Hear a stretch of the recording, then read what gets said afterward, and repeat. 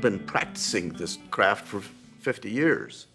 I don't think there are any rules. Do you work from the inside out? Do you work from the outside in? It all works or none of it works. And sometimes you just want to say, I'm quitting.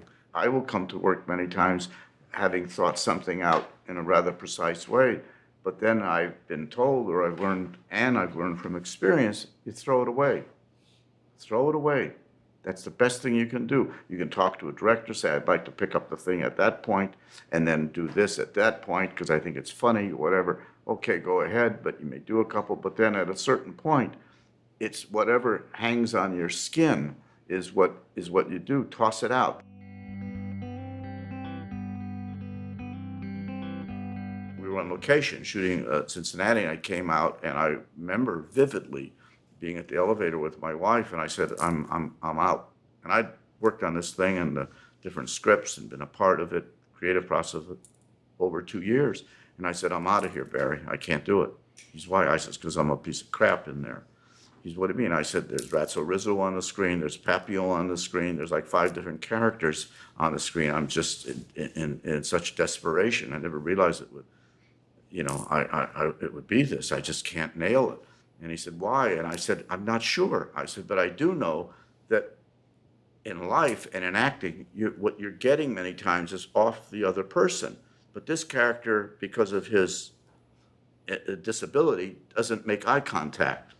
So they are here, or they're here, and I have no reference. So all there is this terrible self-consciousness of what I'm doing, and I guess unconsciously I'm going back to other parts I've done. And I said, I'm serious, I'm gone. And I said, I'll pay the studio back, whatever.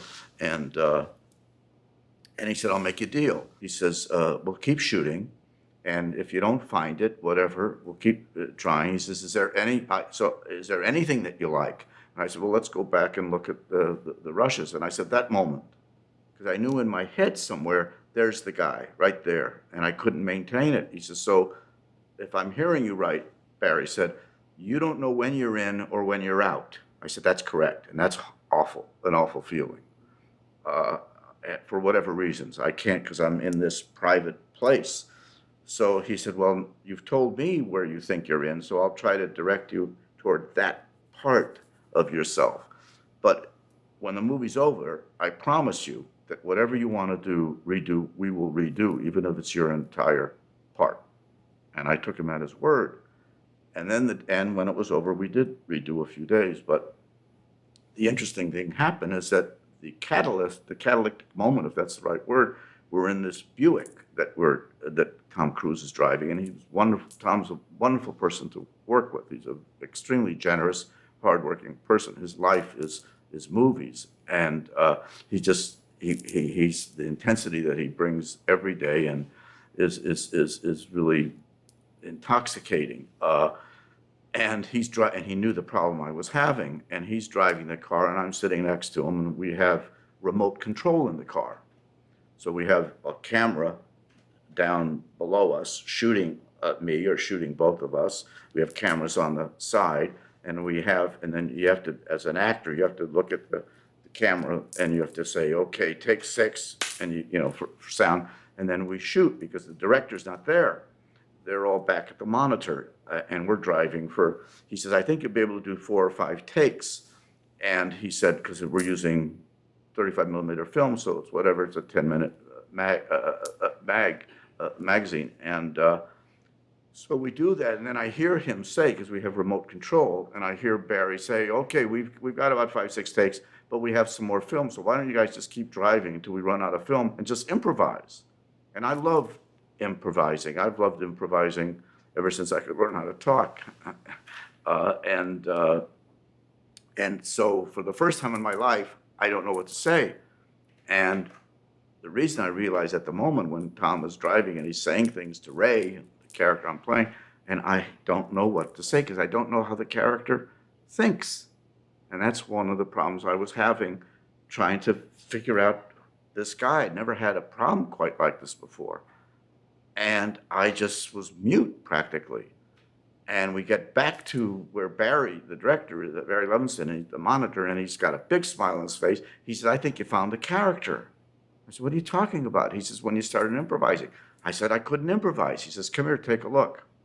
So I go to the camera, and we're looking at the playback. I got the things on. And whatever he said to me, I didn't know what to say. I thought I didn't answer anything. But apparently, what I said was, yeah. And it was there. And that's all I did was, he says, you know what I mean, Red? Yeah.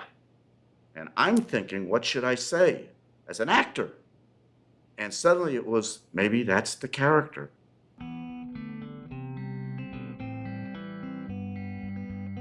You know, so Nichols, I guess, knew that when he hired me. He said, your brother was your hero. Can you imitate your brother? I said, yeah, I used to imitate him. And I said, and one of the things he did is that when he would really get anxious, he'd stop breathing. And he would get very tense and not know he was tense. And because yes, I observed. I was an observer. I was in the background always in life, just watching. It was just the animal that I was. And I observed him, and he would not breathe. And then finally there would be a sigh that came out.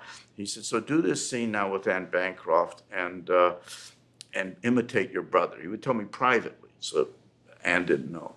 And I would do the scene. He'd say, okay, now, after a couple of times, he says, do it again and just keep an essence of, and don't imitate your brother, but just keep an essence of what you were doing. Do you think you can do that? I said, I'll try. And we did the scene again, and suddenly oh no, it wasn't, and I think it was Mr. Robinson, I think, where I'm very nervous because, I'm having an affair with his wife or something. I can't quite remember. Anyway, and in the scene, instead of, the anxiety and everything, instead of it coming out like, it came out, and that's one of the characteristic things of the movie now. Now, Nichols got to that that's the way we should always work. But, you're not given the time. He even put in there in certain places when it wasn't even in there to get the comic. He used it, orchestrally.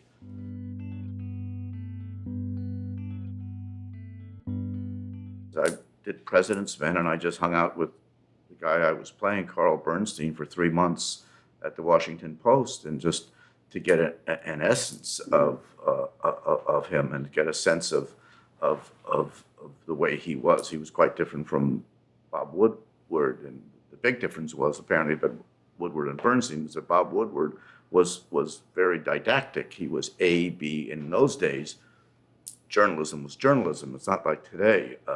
Now it's because of the competition and the magazines and the newspapers that are pretty much going out of business. There are no two sources you have to get anymore. You just print whatever you want. And in those days, as Jason Robards brilliantly showed in the film playing Bradley, the guy who ran the newspaper, you need at least two sources.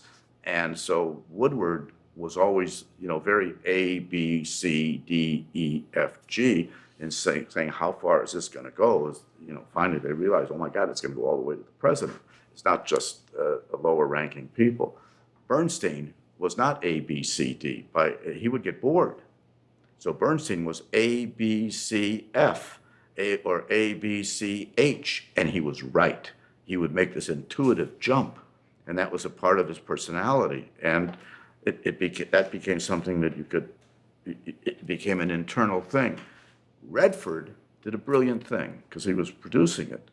And there are sometimes these single strokes that somebody brings to it, which make a huge difference. And Redford said, we've both observed these guys together, even though they were now working on a book. They weren't doing day-to-day journalism anymore. And he said, I think, Redford talking, that we should not only memorize our own lines, we should memorize the other one. In other words, I should have Bernstein's lines memorized and Redford playing Woodward's memorized. Know both.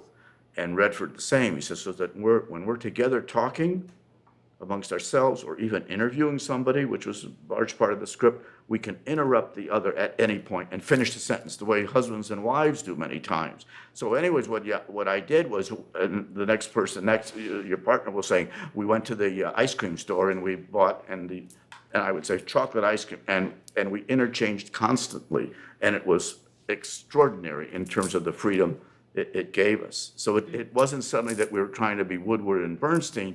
We had found an essence.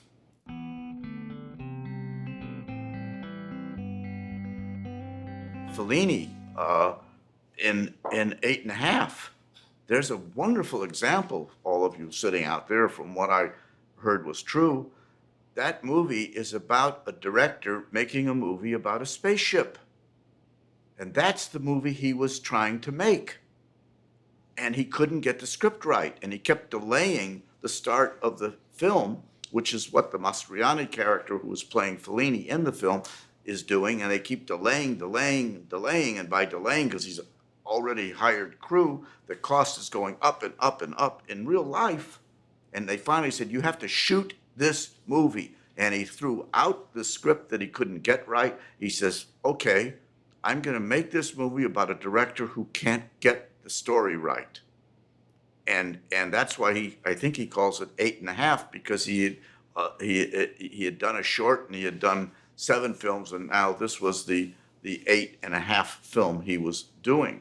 I heard the same story about Dr. Strangelove, if it's true, in that he wasn't trying to make a satire. He was trying to make an apocalyptic film, and he could not get it to that point. It kept turning into satire, and he went with it. I plead with all of you to go where it's going by itself. The great directors do this.